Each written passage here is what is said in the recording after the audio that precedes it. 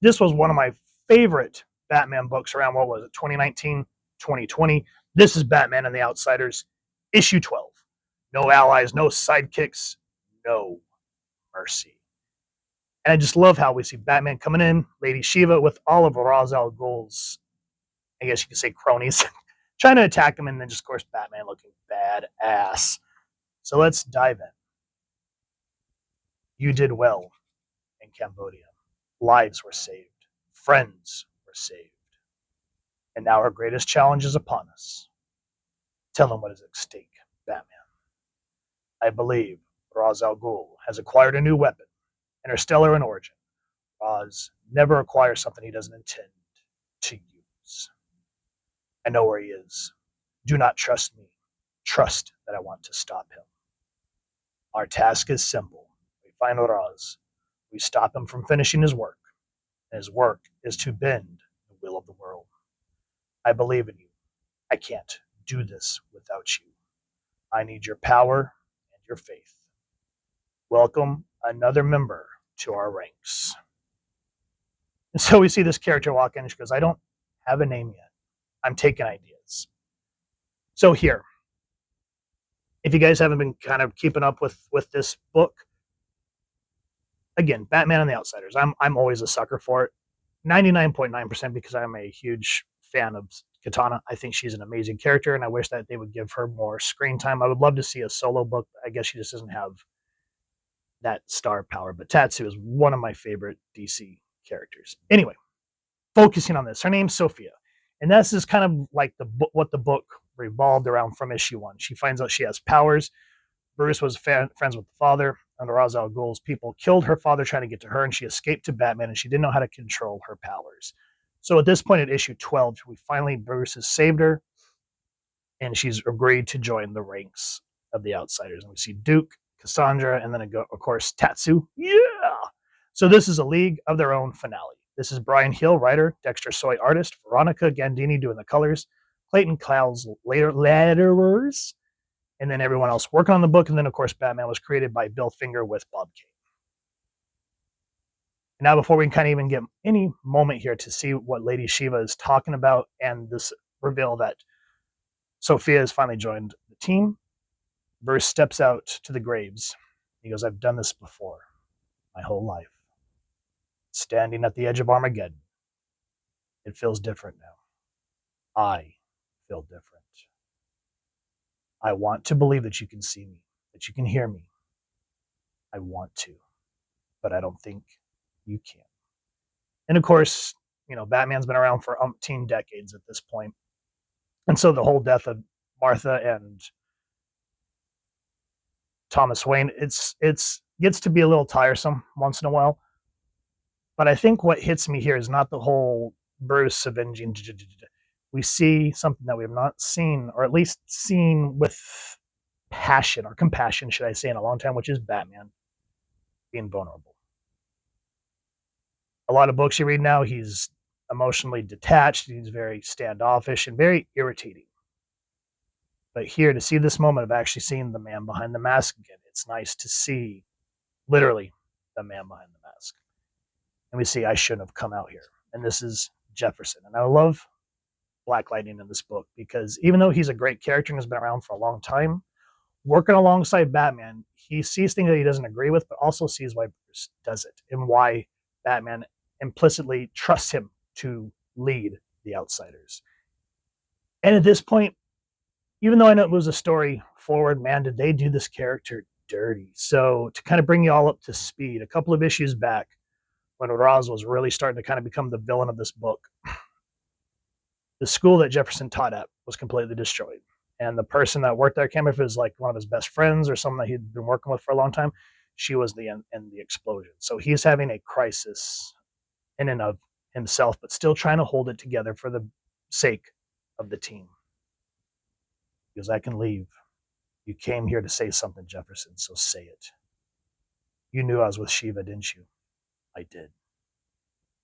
And you let me go, even though you knew I wanted to kill that man, Bruce. I will react to a choice a friend makes. I have no right to keep him from making that choice. I'm not what some people think I am. How do you do it? How do you fight them without becoming what they are? I don't. Bruce Wayne is a child shaking in Crime Alley. And again, not a whole lot of talking. The visual cues here are what gets you. So again, where he's actually removing his mask and we see a moment of Bruce Wayne. And we see tears starting to well up in his eyes. And he goes, Bruce Wayne is a child shaking in Crime Alley. And then he pulls the cowl back on. So of course, even though it's a little on the nose, the whole Jahari window and then we all wear masks analogy. Batman protects that child from his anger and his pain. I split myself in two and pretend that's sanity. You can't do that because you're a better man than I am.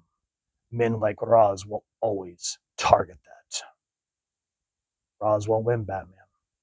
But when this is over, this team needs to go its own way. Cassandra needs to go her own way. Duke needs to evolve. Katana deserves more. You're right, they do. You're a teacher. When this is over, teach those things to them. I could teach Batman a few things. Bruce Wayne too. Teach me later. We face the Roz tomorrow. That's, and I've seen different, what's the word I'm looking for? I've seen different reactions to Bryan Hill's work, like on The Outsiders, or what was that X-Men book he did in the early days before Krakoa started sucking? Fallen Angels. I thoroughly enjoyed Fallen Angels. That was the first time that I'd seen X-23 being who she is without all the cutesiness that was an all-new Wolverine. And that's why I enjoyed this book too, because he kind of latches onto that emotional thing, kind of like Peter Tomasi. And who's he work with? Patrick Gleason. And you can feel that he cares, or at least I like to think that he cares about the characters. And again, even though there's not a whole lot of action, this book relies on the connections of the characters, because this is building up to the crescendo with Ra's al Ghul. For those of you that don't know, what's the word I'm looking for? Pre-Flashpoint, Cassandra was Batgirl. And then after Flashpoint, when they brought Barbara back, she became Orphan. And her mother is Lady Shiva. You lie. Shiva always lies. I survived, Cassandra. What do you want? Again, letting the artwork tell the story. So she's has this anger and this hatred and this betrayal towards her mom. And then here, and this is okay. Now, with all that said and kind of the gushing that I've done, this is probably the only thing, and I haven't read further because I know the book's canceled, which irks my Gurk. But at least in this moment, this is probably what pisses me off so much. So essentially, Tatsu and Jefferson are kind of like co-leaders of the Outsiders.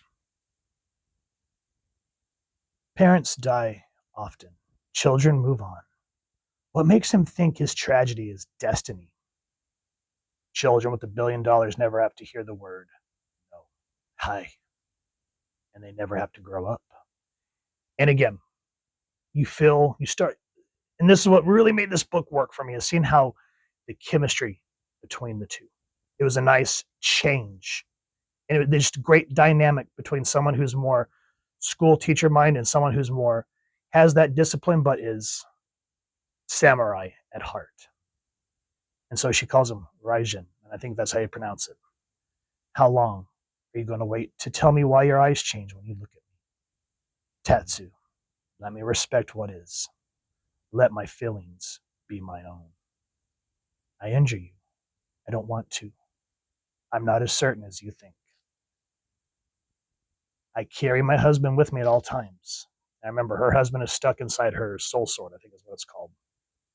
And I am always alone because of it. In death, I will join him, but I'm not dead. I'm not frightened by what you feel, Jefferson, but I am. I'd like to not speak about this again, please. No. You'd like to know what I'll say if we do. I want you to have the courage to ask me. I'm not a coward, Tatsu. I'm proving that by walking away. Okay, that makes sense. Damn, it would have been so freaking cool to see these two get together, because the whole, you can just, what's the word I'm looking for? The chemistry between them and how it's written is freaking palpable. And then just kind of see them split like this, it's like, wah, wah. Kind of like when, I didn't even talk about the writer, but when we were starting to see Bruce and Catwoman building up to being married, we're all like, yeah, after so many decades. Till them be like, oh, never mind. Ah! It's like ordering a steak, like at your favorite steakhouse, and you get a hot dog. So that's that. I feel a little deflated by that part. But then as the book progresses, they find the alien technology that Roz was talking about, and it leaves something very devastating, to the point that it brings Lady Shiva, the assassin, to tears. Whew. So, guys, if you want to read a book that doesn't have a lot of action, but is going to make you read like essentially a soapbox, this to me is the Young and the Restless, I guess you could say. If you want something that has some real emotional depth to it, or at least to me, it feels that way.